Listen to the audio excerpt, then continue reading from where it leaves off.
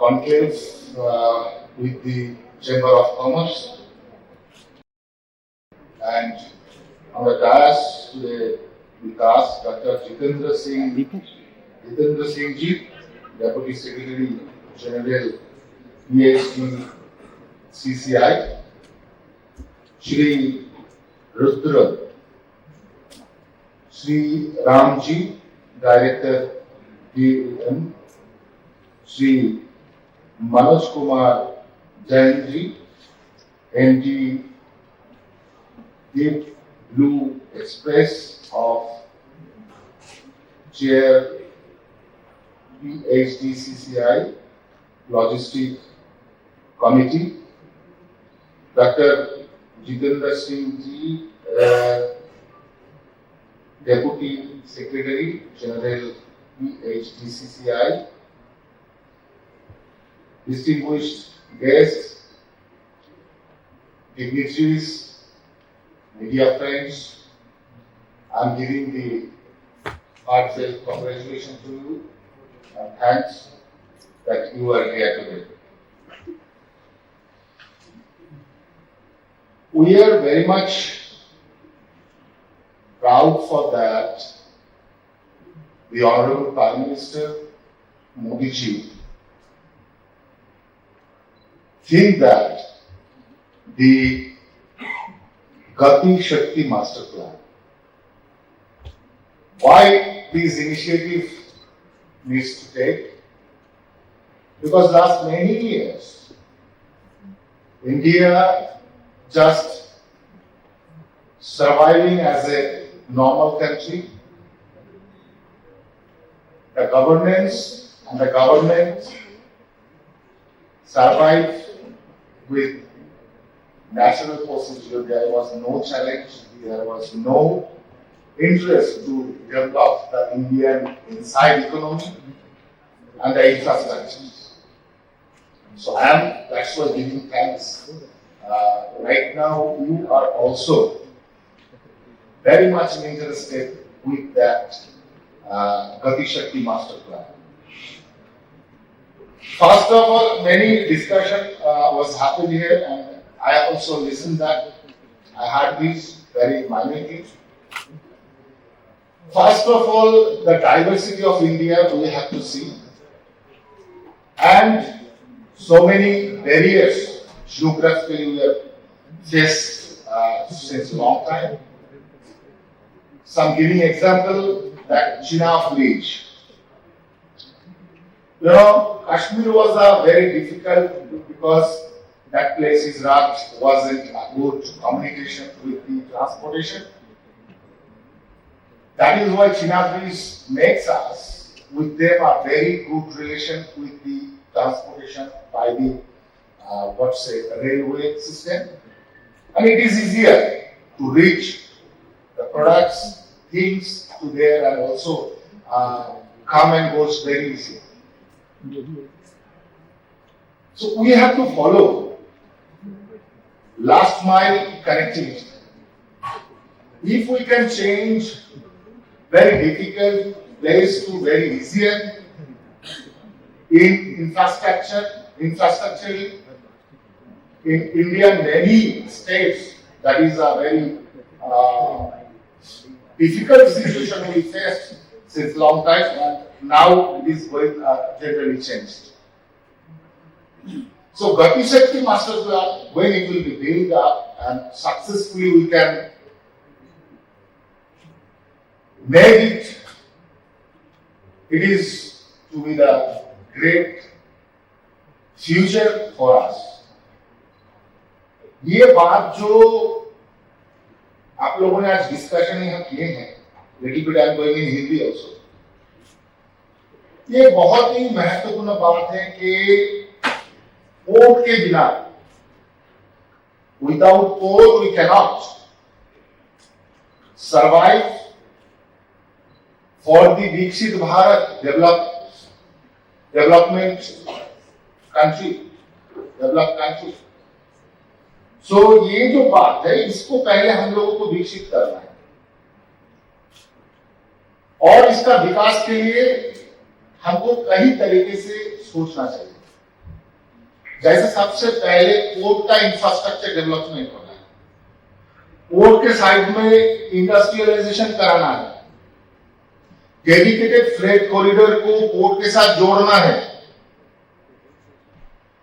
सारे समस्याएं जहां पर है उसका मेन है हम लोग, हमारा जो इंडिजिनियस प्रोडक्ट है लोकल फॉर वोकल, उसमें हम लोग जोड़ नहीं दे रहे हैं। हम लोकल फॉर वोकल को जोड़ देना चाहिए हम लोगों को, क्योंकि चाइना, अगर आप लोग फॉलो करेंगे चाइना को, कि 80 के दशक में, the decades of 80s, China was a similar with us economic level, but how suddenly China raised up too much?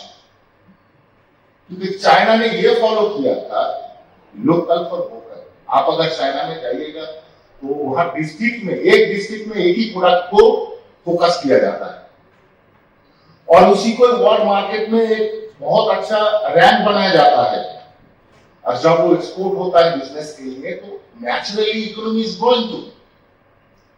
तो ये जो बात है ये इंडिया में होना चाहिए था। अभी माननीय प्रधानमंत्री जी के द्वारा ये स्टार्ट किया जा रहा है, उनके थॉट्स, और government of India just starting this. If we used to do that before, then this time we would be a success of 3 trillion economies country would be.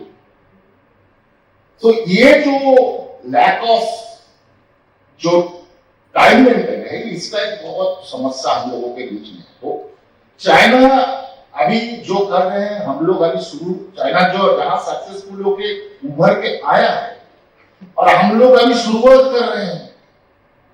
तो मैं आप लोगों से, देखिए, you are the pillar of the all business. तो आप लोगों को सबसे पहले इंडिजिनस लोकल फॉर वोकल होना पड़ेगा।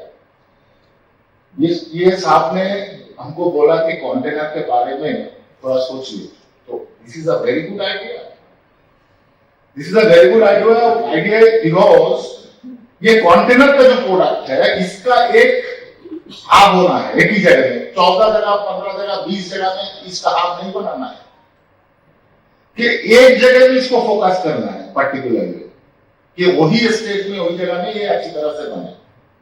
फिर वो वर्ल्ड मार्केट में उसका रैंक आएगा, उसका फोकसिंग होगा, और उस फोकसिंग के द्वारा उसका वर्ल्ड मार्केट में उसका वैल्यू जो है वो बढ़ जाएगा और धीरे धीरे इसका एक्सपोर्ट होने लगेगा ना।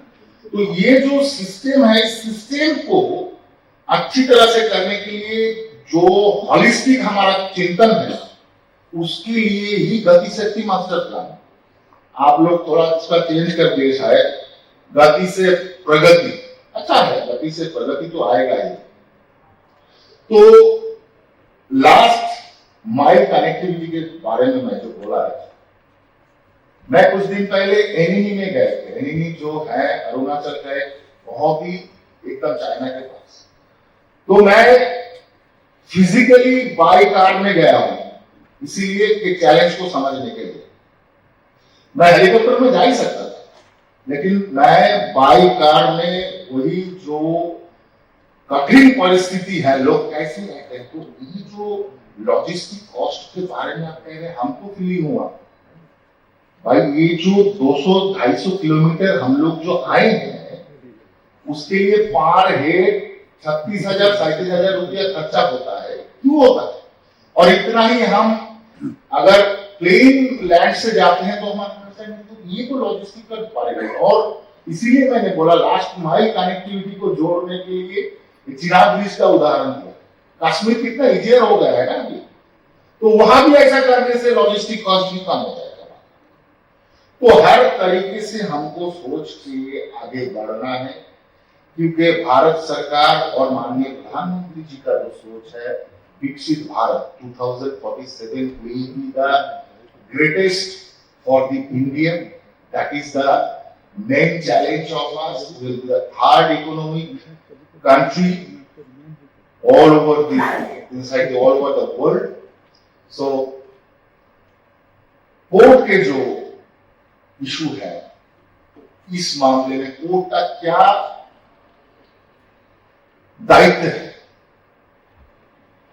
लोग जानते हैं कि जितने सारे कंटेनर ट्रेड है उसमें 70% से ज्यादा ट्रेडिंग बाय शिपिंग होता है।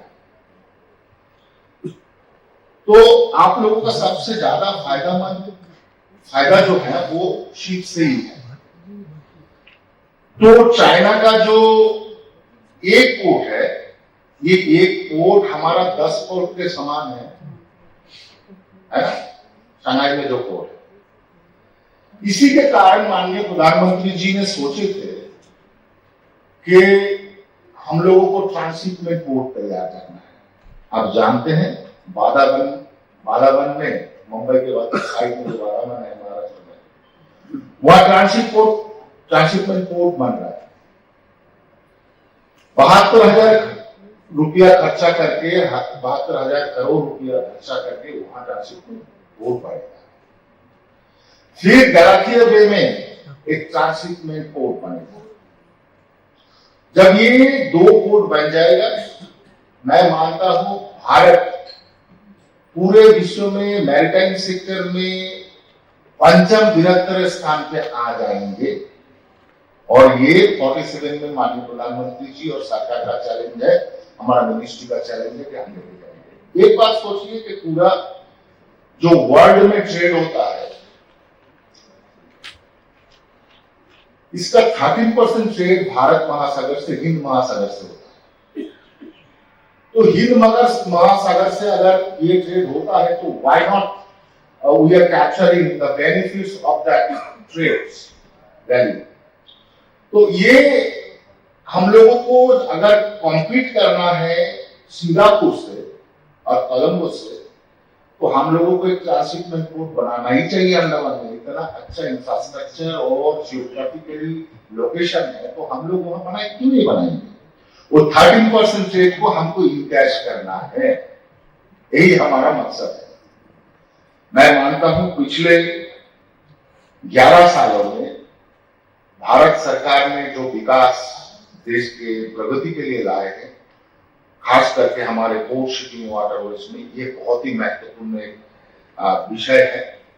क्योंकि बहुत सारे जो ये है कॉन्स्टिट्यूशन का जो चेंज हो गया, इसका भी बहुत लाभ हुआ है। मैं सिंपली सी उदाहरण देता हूं।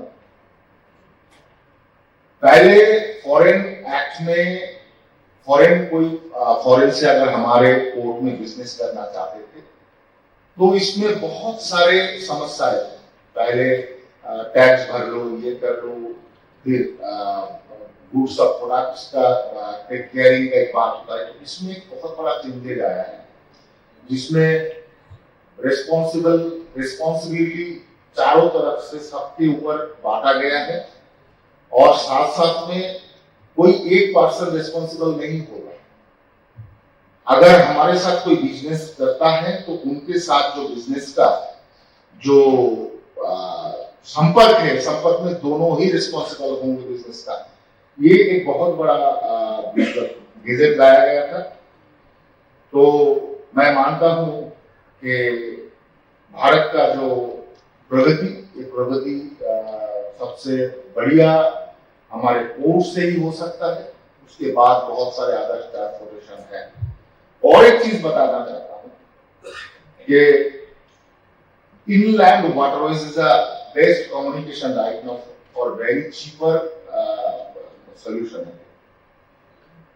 inland waterways एक ऐसा समाधान है जिसमें सबसे कम खर्चे में हम लोग सामान को पहुंचा सकते हैं। आप जानते हैं कि इंलैंड वाटरवेज, पहले 5 इंलैंड वाटरवेज हुआ करते थे पूरे इंडिया में, अभी 111 इंलैंड वाटरवे हो चुका है।